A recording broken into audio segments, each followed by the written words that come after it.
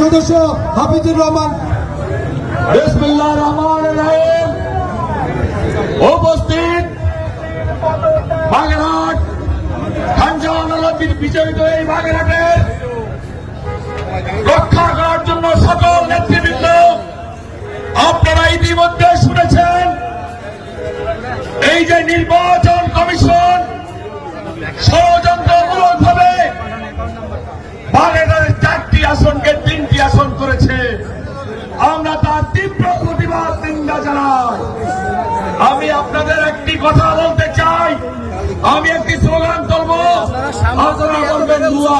নির্বাচন কমিশন হুয়া, নির্বাচন কমিশন হুয়া, নির্বাচন কমিশনের অবৈধ আবেদন মানি না, মানব না। আমি সবাইকে উদ্দেশ্য করে বলতে চাই, যদি অচিরেই এই নির্বাচন কমিশন এই প্রস্তাব প্রত্যাহার না করে, আমরা এই প্রস্তাবের প্রতিরোধে আরো গুরুতর আন্দোলন করে তুলব। এই প্রত্যাশা রেখে আমি আমার বক্তব্য শেষ করছি।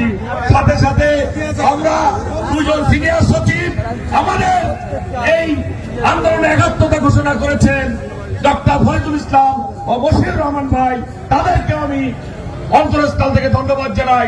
সকলকে শুভেচ্ছা, ভালো থাকবে। আমাদের মাঝে এসে উপস্থিত হয়েছেন বাংলাদেশ জাতীয়